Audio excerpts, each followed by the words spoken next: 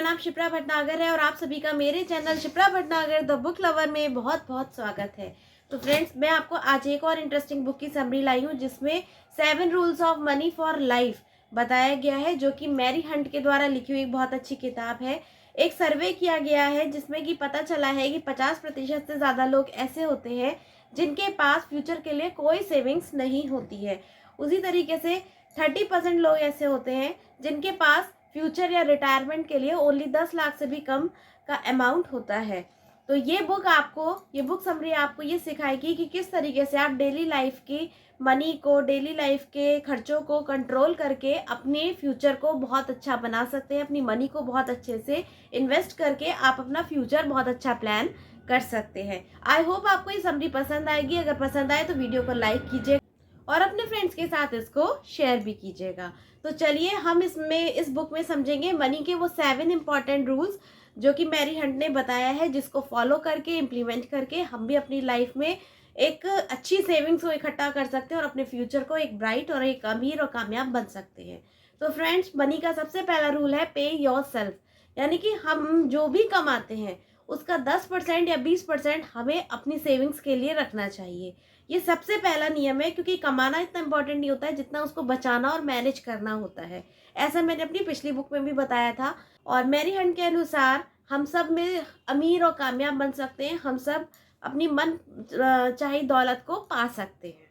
ये बिल्कुल फैक्ट है, क्योंकि पैसा की खूबी ही यही होती है कि वो किसी के साथ भेदभाव नहीं करता है, चाहे वो अमीर हो चाहे गरीब हो, किसी भी धर्म जाति समुदाय का हो या कोई भी लिंग का या भेद का हो। आप अमीर कामयाब बन सकते हैं, क्योंकि आप अमीर और कामयाब बनते हैं अपनी सोच से, एक स्मार्ट प्लानिंग से और अपने पैसों को वाइजली सेव करके। जब आप उनको अच्छे से सेव करते हैं तो मनी आपकी तरफ अट्रैक्ट होती है और ज़्यादा आप पैसे को अपनी तरफ आकर्षित करते हैं और एक स्मार्ट प्लान आपको फ्यूचर में भी एक हैप्पीनेस देता है। तो ये फर्स्ट रूल था। सेकंड आता है invest most of your savings, यानी आपकी जो भी आपने अभी बचत करी 10% 20%, उसको आप हमेशा इन्वेस्टमेंट पे लगा दीजिए, जहाँ से कम आपको 10 से 12% तक का रिटर्न मिले। क्योंकि सिर्फ सेविंग में आप रखेंगे तो वो पैसा आपका एक तरीके से नो प्रॉफिट नो लॉस में जाएगा, वो आपको उतना अच्छा रिटर्न नहीं देगा। तो आपको स्मार्टली ऐसी जगह इन्वेस्ट पैसा करना है जहाँ से आपको 10 से 12% का मिनिमम आपको रिटर्न ले। और ये पैसा जब आप इन्वेस्ट करते हैं, जैसे कि शेयर्स में हो गए, बहुत सारे म्यूचुअल फंड्स हो गए, जो आपको मिनिमम 12 से 15% का रिटर्न देते ही हैं। तो जब आप देते हैं और एक टाइम के बाद आप लगातार अपनी सेविंग्स को इस इन्वेस्टमेंट में डालते चले जाते हैं, तो आपकी जो इनकम है ना, वो बढ़ती चली जाती है। इसके लिए मैरी हंट ने आगे जोड़ा है कि सबसे पहले आपको दौलत को समझना होगा कि वास्तव में दौलत होती क्या है और कितनी दौलत या कितना वेल्थ क्रिएशन आपके लिए सेल्फ सफिशिएंट रहेगा, जिससे आप खुश हो जाएं और आप सेटिस्फाइड हो जाएं अपनी लाइफ में। तो आपको एक प्रॉपर एक ड्राफ्टिंग करनी होगी कि मुझे कितना पैसा चाहिए, कितना मेरे पास बैंक बैलेंस होना चाहिए, कितना फ्यूचर में होना चाहिए, कितनी मेरी सेविंग्स होनी चाहिए, कितनी मुझे कार्स चाहिए, कितने मुझे फॉरेन ट्रिप्स करने हैं, कितना मेरी एक फ्यूचर प्लानिंग प्रॉपर होनी चाहिए। इसका प्रॉपर एक ड्राफ्ट होना चाहिए, क्योंकि आपके पास एक क्लियर डायरेक्शन होनी चाहिए। जब क्लियर डायरेक्शन होगी तो आप उसी के हिसाब से, उसी के अकॉर्डिंग उस दिशा में प्रयास करेंगे। तो ये आपका सेकंड रूल हो गया कि अपनी सेविंग मनी को आप इन्वेस्टमेंट में लगाइए। थर्ड आपका रूल आता है try to increase your income, यानी कि सिर्फ आप एक जॉब या एक इनकम सोर्स पर डिपेंड मत कीजिए, आप अपने इनकम का एक दूसरा सोर्स भी ओपन कीजिए। ऐसा क्यों? क्योंकि आपकी लाइफ में एक लाइफ को लेकर एक क्लियर गोल होना चाहिए कि आपको आपका क्या गोल है, क्या अचीव करना चाहते हैं। लाइफ गोल को लेके आपके मन में एक क्लैरिटी होनी चाहिए, जैसा कि मैंने आपको अपने पिछले पॉइंट में बताया। और इसके लिए आप सिर्फ एक जॉब पे डिपेंड मत रहिए, अपने लिए डिसाइड कीजिए कि आपको कितना अमाउंट ऑफ मनी चाहिए, उस गोल पर फोकस करिए, उसी के अकॉर्डिंग आप और इनकम के सोर्स ढूंढिए। अपनी जॉब के अलावा या अपने किसी बिजनेस के अलावा भी आप एक दूसरा कुछ स्टार्ट कीजिए जो आपको 3 to 4 आवर्स काम करके एक एक्स्ट्रा अर्निंग सोर्स को दे। नो डाउट ये एक दिन में नहीं होगा, बट ये एक ऐसा ट्री होता है कि जब धीरे धीरे आप ग्रो करते हैं ना, तो आने वाले 4-5 सालों में आपको उसके रिजल्ट्स मिलते हैं। स्टार्टिंग में हो सकता है आपको वो रिजल्ट्स नहीं दिखे, लेकिन धीरे धीरे बूंद बूंद से घड़ा बढ़ता है। तो छोटी छोटी भी आपकी जो सेविंग्स होती हैं, छोटे छोटे इन्वेस्टमेंट्स भी आपके एक बड़ी इनकम में कन्वर्ट हो जाते हैं।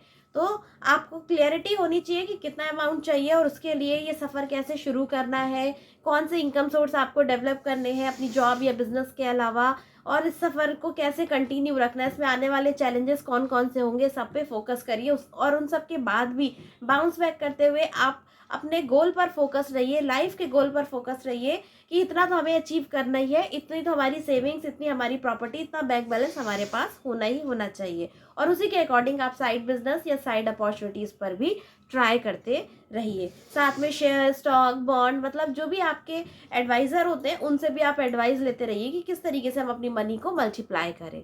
तो हमारे एक इनकम सोर्स नहीं होना चाहिए, मल्टीपल सोर्स ऑफ इनकम होनी चाहिए। फ्रेंड्स, मेन पॉइंट है फोर्थ पॉइंट आता है कि अवॉइड लोन्स। हमें हमेशा अपने जीवन में कर्ज से दूर रहना चाहिए। जितनी कम लायबिलिटी होगी हम उतने ज़्यादा सुखी और संपन्न होंगे, और जितनी ज़्यादा हमारे पास एसेट्स होगी हम उतने ही ज़्यादा रिच और हेल्दी और वेल्दी होंगे। तो फ्रेंड्स, हमें मेंटली भी बहुत पीसफुल रहना है, इसलिए लोन लायबिलिटी को बिल्कुल नेग्लिजिबल रखिए।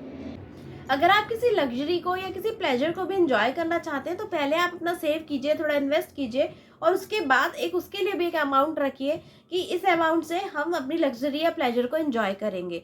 तो कोशिश करिए कि लोन अपनी लग्जरी और प्लेजर के लिए मत लीजिए, और कभी भी अननेसेसरी के लोन मत लीजिए। लोन आपको हमेशा कर्जे में रखते हैं, जिससे कि आपकी लाइबिलिटीज बढ़ती जाती है और आप मेंटली स्ट्रेस से भी गुजरते हैं। नेक्स्ट पॉइंट आता है इंश्योर योर लाइफ। मतलब अपनी लाइफ को लेके ना सिक्योरिटी लीजिए, क्योंकि पैसे पेड़ पे नहीं उगते, लेकिन जब आप मेहनत करते हैं एक डायरेक्शन में, एक चीज पे फोकस होके, तो धीरे धीरे ना वही छोटी छोटी सेविंग्स आपकी पैसों का पेड़ बन जाती है और आपको एक बहुत अच्छा रिटर्न्स देने लगती है। आप फिजूल खर्ची ना करके उन्हीं पैसों को थोड़ा सा बचा के अपने खर्चों को कंट्रोल कीजिए। आप देखिए कि मैं कहाँ पे ज़्यादा अननेसेसरी खर्च कर रहा हूँ। डे बाय डे अपने खर्चे और अपनी इनकम को आप एक टेबल में रखिए और देखिए कहाँ पर आपकी इनकम वेस्ट हो रही है। तो अपनी मनी को थोड़ा थोड़ा बचा के भी आप आने वाले सालों में करोड़पति बन सकते हैं। मान लीजिए आप 25 की उम्र से स्टार्ट करते हैं तो आपको हर साल 1 लाख रुपए, तो आप 60 की उम्र में आपके पास 5 करोड़ रुपए होंगे। लेकिन अगर आप 10 साल लेट हो जाते हैं, यानी आप 35 की एज से स्टार्ट करते हैं, तो यही इनकम आपको 3.5 लाख रुपए पर ईयर के हिसाब से आपको 60 साल में कितना देगी? 5 करोड़ रुपए। लेकिन अगर आप और ज़्यादा लेट हो जाते हैं, यानी 45 की एज से स्टार्ट करते हैं, तो आपको कम से कम 12 लाख रुपए पर एनम के हिसाब से आपको 15 साल में 5 करोड़ रुपए मिलेंगे। तो जितना जल्दी उतना जल्दी स्टार्ट कीजिए, अपने इनकम के एक नहीं 3-4 जरिए बनाइए, और जितने ज़्यादा पैसे आप कमाएंगे फिर उनको वाइजली सेव कीजिए, इन्वेस्ट कीजिए, और उसके बाद आप अपनी लाइफ को अच्छे से एंजॉय कीजिए। अपनी डेली लाइफ की छोटी छोटी सी बचत भी आपको एक बहुत बड़ा अच्छा रिटर्न देती है। तो ये सिंपल सी कैलकुलेशन है। सिक्स पॉइंट आता है लर्न अबाउट द टैक्स, यानी टैक्स को समझिए और टैक्स को किस तरीके से वाइजली मैनेज करना है। जब आपको टैक्स की समझ आ जाएगी तो आप अपने टैक्स को हैंडल करना भी ईजी हो जाएगा और आप बहुत ज़्यादा टैक्स देने से बचेंगे। तो ये आपको आपके एडवाइज़र अच्छे से बता सकते हैं। तो आप कुछ ऐसे काम करिए जिससे आपके टैक्स की सेविंग हो सके और आपकी जो मनी है वो आपके पास ज़्यादा रहे, क्योंकि आप अपनी मनी से ज़्यादा उससे आप इंजॉय कर सकते हैं। तो आपको टैक्स की समझ भी प्रॉपर होनी चाहिए। 7th पॉइंट आता है एजुकेट योर सेल्फ, यानी आपके अंदर जो पर्सनल फाइनेंस की समझ है वो बहुत ज़्यादा विकसित होती है। आप एक दिन में अमीर और कामयाब नहीं बन सकते, पर एक दिन ज़रूर बन जाएंगे, और इसके लिए आपको पर्सनल फाइनेंस को बहुत अच्छे से समझना होगा। अमीर बनने की राह में सबसे बड़ी दिक्कत आती है आपका खर्च। जब आप अपनी इनकम को वाइजली खर्च नहीं करते हैं और अनाप शनाप अपनी सारी शौकीनी में या इसमें खर्च कर देते हैं, तो आप देखिए कहीं ना कहीं हैंड टू माउथ रहते हैं। इतना सारा कमाने के बाद भी, दोनों दो लोग कमाने के बाद भी कहीं ना कहीं किसी किसी घर में बिल्कुल हैंड टू माउथ सिचुएशन रहती है, क्योंकि आप अपने खर्च को अच्छे से मैनेज नहीं कर पाते हैं। तो इसके लिए आपको एजुकेशन लेनी होगी, थोड़ा सीखना होगा, अपने फाइनेंस के बारे में थोड़ा सा पढ़ना होगा कि आप पर्सनल फाइनेंस को कैसे बैलेंस करें। जब आप जेब से ज़्यादा खर्च करते हैं तो आपकी हैंड टू माउथ सिचुएशन बनी रहती है। ज़्यादातर अमीर आदमी अपने खर्च को कंट्रोल करके अपने डेली एक्सपेंस को बचाकर अपने पैसों को सीमित रखते हैं। तो हमें भी यही करना है, हमें अपने डेली एक्सपेंस पर नज़र रखनी है, अपने सेल्फ कंट्रोल करना है, मनी को इस तरीके से हमें एक स्ट्रक्चर वे में कंट्रोल लाइफ जी के एक प्लानिंग करके कि कितना हमें साल में बचाना है कि हमें 60 की उम्र में इतना पैसा मिल जाए, उस हिसाब से प्लानिंग करते हुए चलना है। अपने डेली एक्सपेंस में थोड़ी कटौती करनी है और हम अपने डेली एक्सपेंस को कंट्रोल में करके अपने फ्यूचर को बहुत ही सिक्योर बना सकते हैं। जितने भी अमीर और कामयाब होते हैं, जितने भी वेल्दी और रिच पीपल होते हैं, जैसे धीरू भाई अंबानी, ये सारे लोगों ने भी बहुत ज़ीरो से, बहुत माइन्यूट से स्टार्ट किया, लेकिन इनकी सोच बहुत बड़ी थी। अपनी सोच से बहुत अमीर थे, इसलिए इन्होंने पैसे से पैसे बनाने के तरीके ढूंढे और जो भी इस चीज़ को इम्प्लीमेंट करेगा, पैसे से पैसा कमाना सीख जाएगा, वो 100% अब उसका प्रेजेंट भी अच्छा होगा और उसका फ्यूचर भी बहुत ही अच्छा होगा। तो आई होप आपको ये बुक समरी बहुत अच्छी लगी होगी। अगर अच्छी लगे तो उसको लाइक कीजिए, शेयर कीजिए, और अगर आप भी ऐसी इंटरेस्टिंग बुक्स, रिव्यूज़ ये सब पढ़ना चाहते हैं, ऑडियो समरीज पढ़ना चाहते हैं, आपको